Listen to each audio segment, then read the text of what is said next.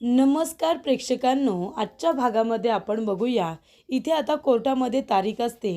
अबोली ही शिवांगीच्या बाजूने जरी केस लढत असले तरीसुद्धा संजीवनी साठे मॅडम ह्या खूपच जास्त जोरदार पद्धतीने केस लढत असतात. त्यांनी जवळजवळ शिवांगीला गुन्हेगार ठरवलेलं असतं. त्या म्हणत असतात की समृद्धीचा खून हा दुसरा तिसरा कुणी नाही तर शिवांगीनेच केलेला आहे. शिवांगी हीच खरी गुन्हेगार आहे असं संजीवनी साठे मॅडम या म्हणत असतात. तेव्हा शिवांगी म्हणत असते, नाही मॅडम नाही, मी खरं बोलते, मी काहीही केलेलं नाही आहे, मी समृद्धीला का मारेन.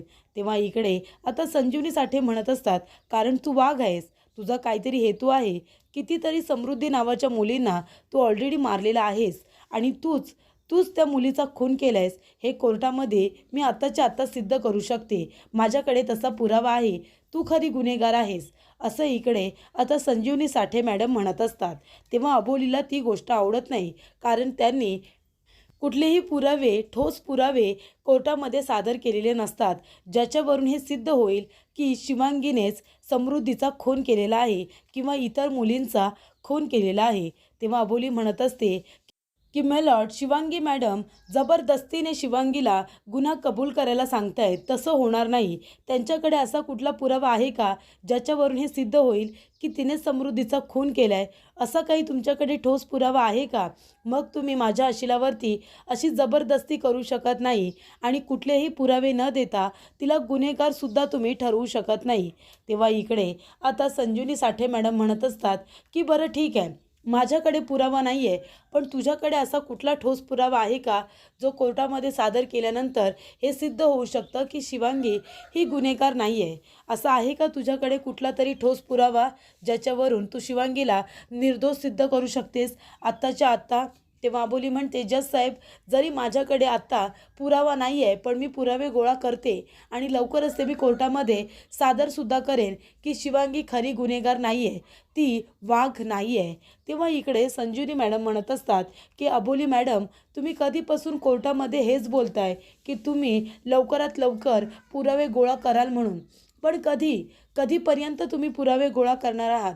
तुम्ही काय अशी तारीख वगैरे देऊ शकता का की या तारखेपर्यंत मी पुरावे गोळा करू शकते, अशी कोर्टामध्ये हमी देऊ शकता? तेव्हा इथे अबोली आता गप्पच बसलेली असते. तेव्हा संजीवनी साठे म्हणत असतात, पण मी आत्ताच्या आत्ता कोर्टामध्ये पुरावा देऊ शकते की शिवांगीने समृद्धीचा खून केलेला आहे, कारण असा माझ्याकडे साक्षीदार आहे की तो स्वतः इथे सांगेल समृद्धीचा खून शिवांगीनेच केलेला आहे. आणि तो साक्षीदार जेव्हा साक्ष देईल ना, त्याची साक्षसुद्धा तुम्ही डावलू शकत नाही. तुम्ही असं म्हणूच शकत नाही की तो साक्षीदार खोटं बोलतोय, कारण त्या लग्नामध्ये, ज्या लग्नामध्ये समृद्धीचा खून झाला, त्या लग्नामध्ये तो साक्षीदारसुद्धा होता. तेव्हा इकडे अबोली म्हणत असते, कोण आहे तो साक्षीदार? तेव्हा इथे संजीवनी साठे म्हणत असतात की जज साहेब, मला इथे माझ्या पुढच्या साक्षीदाराला बोलवायचं आहे आणि त्याचं नाव आहे अबोली शिंदे. तेव्हा इकडे अबोली म्हणते, कोण मी आहे का साक्षीदार? तेव्हा संजीवनी साठे म्हणत असते की हो, तूच आहेस माझा पुढचा साक्षीदार. आता तूच मला सांगायचं आहे की ज्या वेळेला समृद्धीचा खून झाला त्या वेळेला नक्की काय काय घडलं होतं, कारण जेव्हा वाघाच्या कपड्यांमध्ये इथे शिवांगीला पकडलं गेलं होतं तेव्हा तू सुद्धा तिथेच होती ना? सगळं काही तू बघितलेलं आहेस, त्याच्यामुळे त्या दिवशी नक्की काय घडलं होतं हे सुद्धा तू अबोली कोर्टामध्ये साक्षीदार म्हणून सांगायचं आहेस. तेव्हा इकडे अबोली म्हणते, ठीक आहे, तुम्ही जे काही विचार ते सगळं खरं सांगायला मी तयार आहे. आणि इथे संजीवनी साठे म्हणत असते की अबोली मॅडम ह्या स्वतः समृद्धीच्या लग्नामध्ये होत्या, तिथे काय काय घडलं होतं हे सगळं त्यांना माहिती आहे आणि त्यामुळे शिवांगीने त्या वेळेला काय केलं होतं, तिला कसं पकडलं होतं हे आपल्याला आता अबोली मॅडमच सांगणार आहेत. तेव्हा इथे अबोली आपला काळा कोट काढून ठेवते आणि ती विटनेस बॉक्समध्ये येऊन उभी राहते प्रेक्षकांनो. तेव्हा इकडे संजीवनी मॅडम विचारत असतात की अबोली मॅडम, आता तुम्ही सांगा की ज्या वेळेला तुम्ही समृद्धीच्या लग्नामध्ये गेलात त्या वेळेला नक्की काय काय घडलं होतं हे सगळं तुम्ही कोर्टाला सांगाल का? तेव्हा अबोली म्हणत असते की जज साहेब, मी समृद्धीच्या लग्नाला गेले होते आम्हाला कळलं की समृद्धीचं लग्न होत आहे. आम्ही घाबरलो कारण समृद्धी नावाच्या मुलींना वाघ पकडून नेत होता आणि त्यांना मारून टाकत होता. ही बातमी तर सगळीकडे पसरलीच होती. त्यामुळे ही बातमी जेव्हा आम्हाला कळली तेव्हा आम्ही घाबरलो. तेव्हा मी, मनवा आणि शिवांगी आम्ही तिघीजणी त्या लग्नामध्ये गेलो आणि तिथेच आता मॅडमसुद्धा होता. दीपशिका मॅडम आपल्या टीमला घेऊन त्या लग्नामध्ये त्यासुद्धा सामील होत्या. लग्न अगदी निर्विघ्नपणे पार पडलं. त्याच्यानंतरला आम्हाला असं वाटलं की आता वाघ येऊन इथे समृद्धीला काही करणार नाही. कारण वाघ हा लग्नाच्या आधी येऊन मुलींना किडनॅप करून घेऊन जात होता आणि 2 दिवसानंतर मारून त्यांना रस्त्यामध्ये किंवा इथे कचऱ्याच्या ढिगाऱ्यामध्ये टाकून देत होता. हे सगळं चालू होतं. पण त्यावेळेला लग्नामध्ये काही इथे कुठलाही वाघ आला नाही. कारण लग्न हे व्यवस्थितरित्या पार पडलं. आम्हाला वाटलं की आता लग्न तर व्यवस्थितरित्या निर्विघ्नपणे पार पडले. आता काही समृद्धीला कुणी करणार नाही.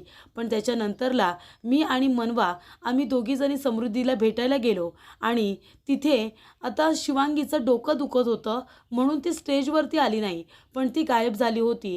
ती त्या ठिकाणी नव्हती. आम्ही तिला सगळीकडे शोधलं आणि ती समृद्धीच्या रूममध्ये होती. तिथून आम्हाला जोरात आवाज आला आणि तेव्हा शिवांगी तिथे होती वाघाच्या वेशात, वाघांच्या कपड्यामध्ये आणि मग तिला रंगेहात पकडलं होतं. त्यानंतरला इकडे आता अबोलीने सगळं काही सांगितलेलं असतं. तेव्हा इकडे संजीवनी साठे म्हणत असतात, बघितलं जज साहेब, म्हणजे शिवांगी तिथून गायब झाली होती आणि वाघाच्या कपड्यांमध्ये शिवांगीच होती. आता मला इथे समृद्धीच्या वडिलांना बोलवायचं आहे असं संजीवनी साठे म्हणत असतात. तेव्हा तिथे समृद्धीचे वडील आता विटनेस बॉक्समध्ये आल्यानंतर संजीवनी मॅडम विचारत असतात की सांगा सर, तुमच्या मुलीचं लग्न कसं पार पडलं, किती लोकांना बोलावलं होतं. तेव्हा इकडे समृद्धीचे वडील म्हणत असतात की मॅडम, वाघाच्या भीतीने जास्त लोकांना बोलावलं नाही आणि जास्त लोक आलेसुद्धा नाही. जे आमच्या घरातले लोक होते आणि एकदम जवळची माणसं होती तेवढीच लग्नाला आली होती. तेव्हा संजीवनी साठे म्हणत असतात की लग्नामध्ये लहान मुलं आली होती का. तेव्हा इथे समृद्धीचे वडील म्हणतात की नाही, लहान मुलांना तर वाघाच्या भीतीने आणायला सांगितलंच नव्हतं. मी सगळ्यांना ताकीद दिली होती की लहान मुलांना लग्नाला घेऊन येऊ नका म्हणून. त्याच्यामुळे माझ्या मुलीच्या लग्नामध्ये कुठलीही लहान मुलं नव्हती. ही मुलगी खोटं बोलते. हिला कुठलाही लहान मुलगा बोलवायला गेलाच नव्हता. मी खात्रीने सांगू शकतो. कारण आमच्या नात्यांमध्ये कुठलंही लहान मूल लग्नाला आलंच नव्हतं. हवं तर तुम्ही व्हिडिओ बघा. तेव्हा इकडे आता संजीवनी मॅडम म्हणत असतात की ठीक आहे सर, तुम्ही येऊ शकता.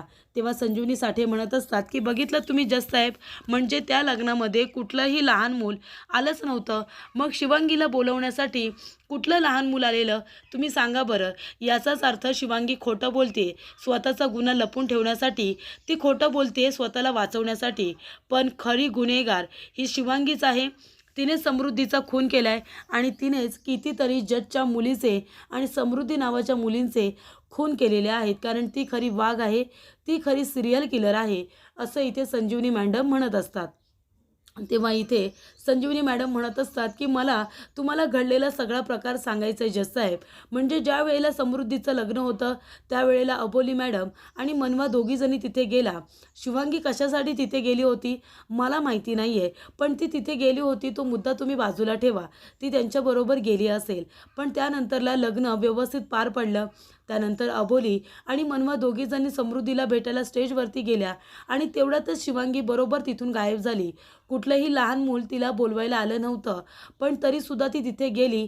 तिने वाघाचे कपडे घालून आधीच ती समृद्धीच्या रूममध्ये जाऊन बसली होती आणि ती तिथे जाऊन बसल्यानंतर जेव्हा मनवा आणि त्याचबरोबर अबोली दोघीजणी समृद्धीला भेटून तिथून शिवांगीला शोधायला निघाल्या तेवढ्यातच समृद्धी रूममध्ये गेली होती आणि ती रूममध्ये गेल्यानंतर तेव्हा शिवांगीने तिच्यावरती अटॅक केला आणि तिला मारून टाकलं आणि तोपर्यंत खिडकीतून ती पळून जाण्याचा सुद्धा प्रयत्न करत होती आणि तेव्हाच दीपशिका मॅडम यांनी तिला रंगेहात पकडलं होतं.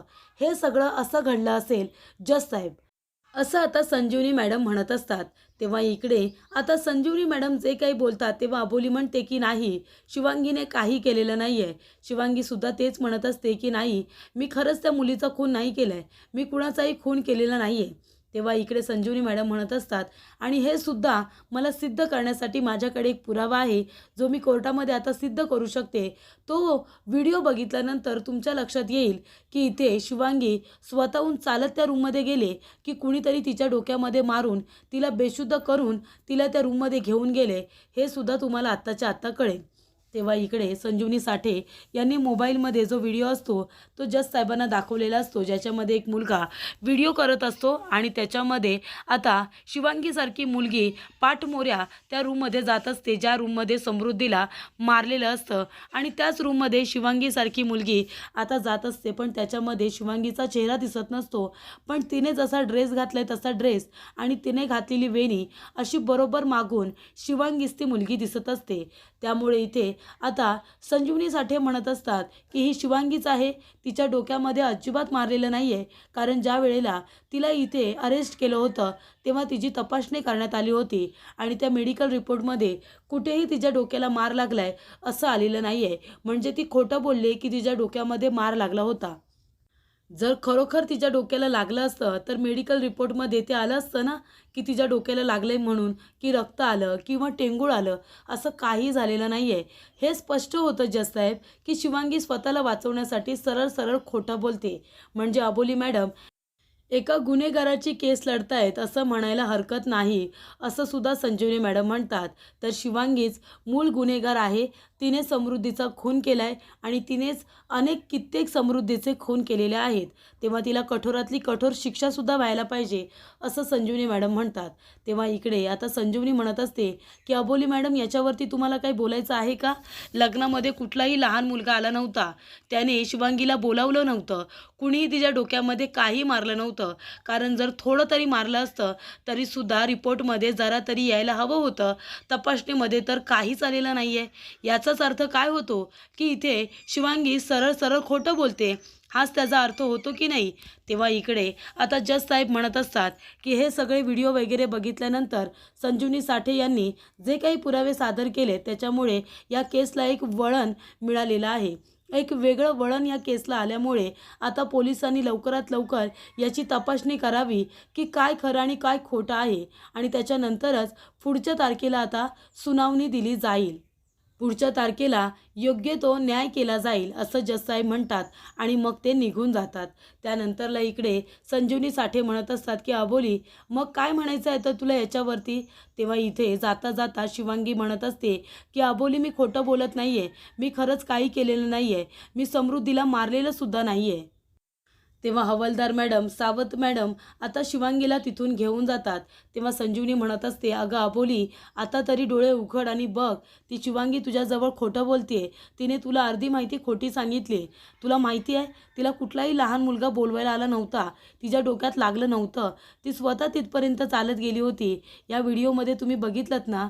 तेव्हा इकडे आता संजीवनी म्हणत असते की मी तुला एक गोष्ट सांगेन अबोली, तू एका गुन्हेगाराची केस लढतेस, तुला कळते का? ती खरी नाही आहे. तेव्हा इथे अबोली म्हणत असते की मॅडम तुम्ही जो व्हिडिओ दाखवला त्याच्यामध्ये असं दिसत असेल की ती शिवांगी आहे म्हणून, तरीसुद्धा मी तुम्हाला हेच सांगेन की पुरावे जसे दिसतात तसे नसतात. शिवांगीने काही केलेलं नाही आहे, माझा तिच्यावरती पूर्ण विश्वास आहे. तेव्हा संजीवनी मॅडम म्हणतात की ठीक आहे, तुला जे काही करायचं आहे ते तू कर, मला आता काही बोलायचं नाही आहे. तेव्हा इकडे अबोली मनामध्ये म्हणत असते पण एक गोष्ट तर खरी आहे, शिवांगी माझ्याबरोबर खोटं बोलली. का ती माझ्याजवळ का खोटे बोलली असेल? आता मला तिला विचारायलाच हवं. तर इकडे राघू आलेले असते. राघूने पैशांचा बंडल गुंड माणसांच्या समोर टाकलेलं असतं आणि इथे अबोलीचा फोटो दाखवलेला असतो. ती म्हणत असते की ही आहे माझी दुश्मन, ही माझी शत्रू आहे. हे पैसे घ्यायचे आणि हिचा लवकरात लवकर काटा काढायचा. हिला मारून टाका, कुठेतरी किडनॅप करून ठेवा, हिला ठार मारा, कुठून तरी ढकला, काय करायचं आहे ते करा, पण ही जिवंत नाही राहिली पाहिजे. तेव्हा इकडे आता हे तुम्ही माझं काम कराल ना, हिला मारून टाकाल ना? तेव्हा इकडे गुंड माणसं म्हणत असतात अहो मॅडम तुमचं काम झालंच म्हणून समजा, याच कामांसाठी तर आम्ही इथे बसलेलो असतो ना, हीच कामं तर आम्ही करत असतो. पण एक गोष्ट लक्षात ठेवा, ठरलेले पैसे आम्हाला सगळे द्यायचे. तेव्हा राघू म्हणत असते की ते पैसे मोजा, ठरल्याप्रमाणे सगळेच पैसे मी द्यायला आले, फक्त तिचा लवकरात लवकर काटा काढा, ती लवकरात लवकर गेली पाहिजे. तिने माझ्या स्वराजला मारलं आहे ना, जी अवस्था माझी झाली आहे ना, माझा स्वराज नाही आहे, त्याच्यामुळे जे काही मी सहन करते ना ते त्या अंकुशदादाने सहन केलं पाहिजे, त्या अंकुशने सहन केलं पाहिजे अबोली गेल्यानंतर. कळलं तुम्हाला? तेव्हा ती माणसं म्हणतात की झालं, तुमचं काम झालंच म्हणून समजा. त्यानंतर प्रेक्षकांनो इकडे आता पोलीस स्टेशनमध्ये अबोली शिवांगीला भेटायला आलेली असते. तेव्हा इथे अबोलीला बघितल्यानंतर शिवांगी घाबरते आणि म्हणत असते की अबोली, मी खरं सांगते, मी काही केलेलं नाही आहे, मी समृद्धीला मारलेलंच नाही आहे. तेव्हा इकडे अबोली म्हणत असते, अगं पण शिवांगी, तू माझ्याबरोबर खोटं का बोललीस? का सांगितलंस तू मला की एक लहान मुलगा तुला बोलवायला आला होता म्हणून? का तू माझ्याबरोबर खोटं बोललीस? याचाच अर्थ तू मला अर्धी माहिती खोटीच दिली आहेस ना. म्हणजे तो मुलगा तुला बोलवायला आलाच नव्हता. तू मला सांगितलंस की तो मुलगा बोलवायला आला होता म्हणून तू तिथे गेलीस. तुझ्या डोक्यामध्ये लागलं आणि तुला तिथे बेशुद्ध करून नेलं. पण त्या व्हिडिओमध्ये सहज दिसतंय की तू स्वतः तिथपर्यंत चालत गेलीस आणि तुला कुठला मुलगा बोलवायला सुद्धा आला नव्हता. मग तू माझ्याजवळ खोटं का बोललीस? का तू मला खोटी माहिती दिलीस? तेव्हा इथे शिवांगी म्हणत असते, अबोली प्लीज माझं ऐकून घे. तेव्हा अबोली म्हणते की आता मला तुझं काही ऐकून घ्यायचं नाही आहे. मी सगळ्यांच्या विरोधात जाऊन तुला निर्दोष सिद्ध करण्याचा प्रयत्न करते. याचा अर्थ तू खरोखर गुन्हेगार आहेस का? तेव्हा इकडे अबोली म्हणते, मी माझ्या नवऱ्याच्या विरोधात जाऊन तुझी केस लढते, कळतंय तुला? अंकुश सर मला तेच सांगण्याचा प्रयत्न करतायत की तू खरी गुन्हेगार आहेस. तू तो वाघ आहेस. तू समृद्धीचा खून केला आहेस असं सगळेच जण बोलत आहेत.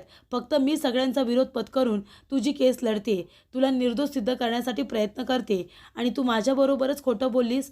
अजिबात मला हे पटलेलं नाही आहे आणि आता मी तुला स्पष्टपणे तुझ्या तोंडावरती सांगते की मला खोटं बोललेलं आवडत नाही आणि आताच्या आता मी तुझी ही केस सोडते शिवांगी. मी तुझी केस लढणार नाही आहे कारण तू मला फसवलंस. खोटं बोललीस तू माझ्याशी.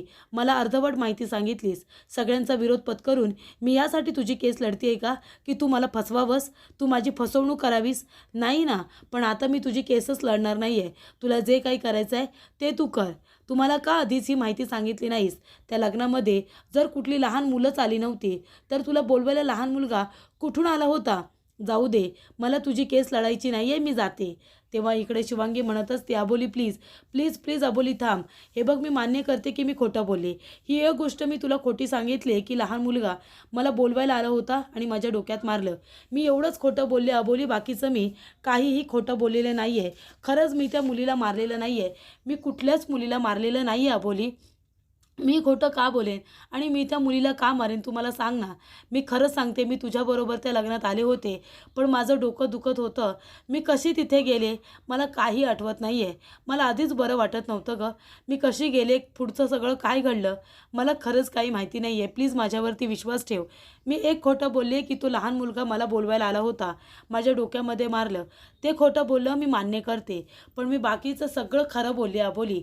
मी काही तुझ्यापासून लपवलेलं नाही आहे. मी काही खोटं बोललेले नाही आहे. मी खरंच सांगते, शपथ घेऊन सांगते. मी माझी शपथ घेते, माझ्या आईची शपथ घेते.